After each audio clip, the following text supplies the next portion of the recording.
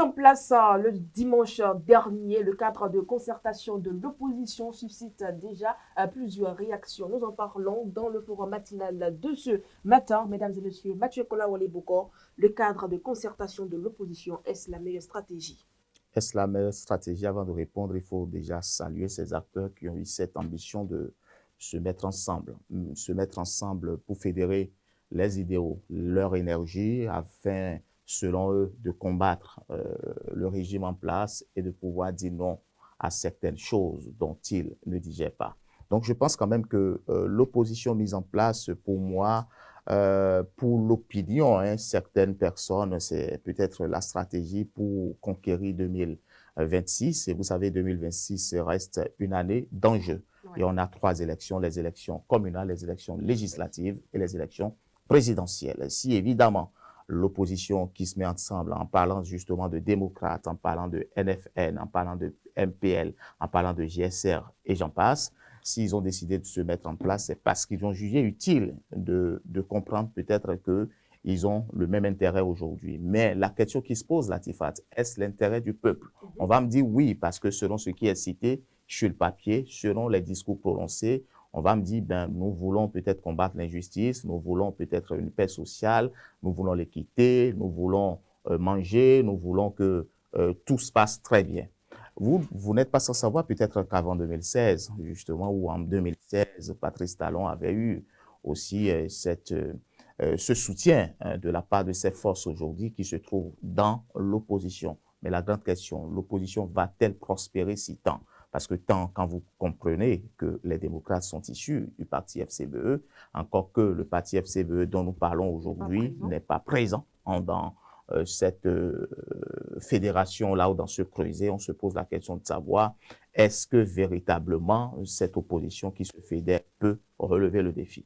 Donc, moi je pense que FCBE, pour pas quand même négliger ce parti, ça reste le deuxième poids politique en matière d'opposition, même si aujourd'hui les démocrates se représentent de l'autre côté du Parlement, il est évident de comprendre quand même que la FCBE aussi a son mot à dire. Mais au-delà, il y a aussi restaurer l'espoir. Et vous savez que déjà, il y a du clash sur le terrain.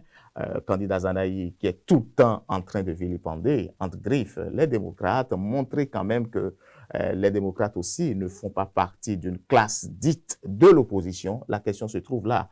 Moi, je pense personnellement qu'il faut que ce creuset qu'on nous a montré ce dimanche devant médias, devant micro et caméra, puisse véritablement comprendre qu'il a plusieurs défis à relever et qu'il doit démontrer à l'opinion qu'elle a raison, cette opposition, de se mettre ensemble et de pouvoir contrecarrer les dispositions que cette opposition ne partage pas avec le régime en place. Mathieu Kolawole-Bokor, la stratégie est donc bien trouvée, seulement qu'il faut associer les deux parties. La stratégie est bien trouvée, mais la stratégie pour moi semble être biaisée, rhétorique, répétitive, si vous le voulez, parce que on a connu ces cas avec l'EBF sous le régime Mathieu Kérékou, on a connu ces cas avec l'arrivée de Boni Yahi en 2000, on a vu la finalité. En 2006, parce que quand Boni Yahi venait, on a toute l'opposition qui se retrouve, qui dit oui, nous devrons porter la candidature d'un seul homme parce que Mathieu Kérékou, non au 3e mandat, non à tout ce que vous avez vu, à tout ce que vous avez connu. Boni Yahi qui vient encore au pouvoir, même chose, non au 3e mandat.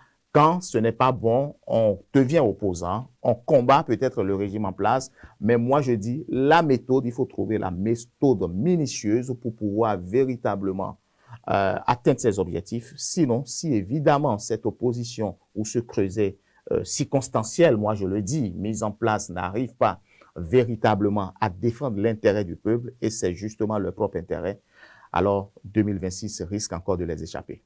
Comme le disent certains, le creuset est déjà voué à l'échec. C'est visiblement un monnaie, parce que moi, je ne vois pas peut-être ce creuset prospérer, parce que jusque-là, aucune candidature n'est encore officielle, parce que, vous le savez, l'enjeu, c'est peut-être 2026, et vous savez, le 14 octobre, il faut quand même déposer les dossiers de candidature au niveau de la Sénat. Est-ce que la candidature qui va être déposée ou le candidat qui va être choisi va rassembler se creuser. En tout cas, ce sont aussi des interrogations qu'il faut se poser. On attend de voir la suite, mais jusque-là, je semble visiblement voir quand même quelque chose se passer, pas de bien totalement, d'ici quelques mois. Mathieu Kolaoleboko, c'est une actualité à suivre. À suivre de très près. Merci donc à vous pour le numéro de ce jour. Mesdames et messieurs, nous allons juste marquer une courte pause publicitaire.